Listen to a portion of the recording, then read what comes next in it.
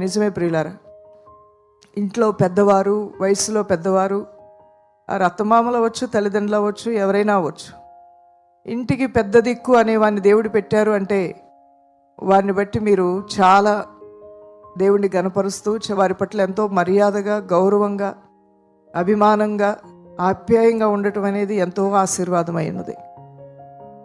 ఈ రోజుల్లో individual families, మేమిద్దరం మాకిద్దరు అనే పరిస్థితులు వచ్చాయి. కనీసం పేరెంట్స్ ఒక 10 రోజులు పిల్లల దగ్గర ఉన్నా అడ్జస్ట్ అవ్వలేకపోతున్నారు.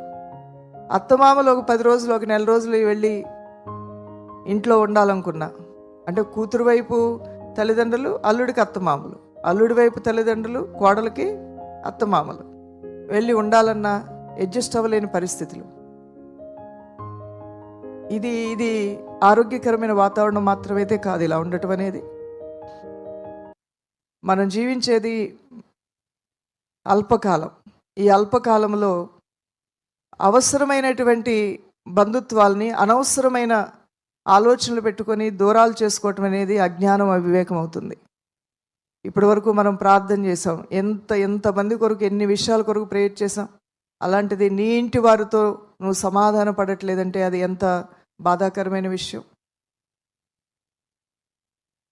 ఇప్పుడు ఒకసారి మీ ఇంట్లో పెద్దవారు ఎవరైతే ఉన్నారో వారి కొరకు ప్రార్థన చేయండి. పెద్దవారు అనే దానికన్నా చాలాసార్లు వాళ్ళకి రోగాలు వచ్చినాయి, వాళ్ళకి డబ్బులు పెట్టాలి, బాధ్యతలు ఎక్కువైపోతున్నాయి. బాధ్యతలు అంటే ఏంటి? ఖర్చు గురించే కదా నువ్వు బాధ్యత అనేది. ఆ రోగాలు వస్తే చూడాలి, డబ్బులు ఇవ్వాలి, వాళ్ళకి అవి ఇవి పెట్టాలి, అవి ఇవి చూడాలి, ఇవే కదా బాధ్యతలు అంటే. బాధ్యత అంటే ఏంటి? నువ్వేదో నువ్వు తినేదానిలో ఒక ముద్ద పెట్టడానికి నీకు కష్టం ఏంటి?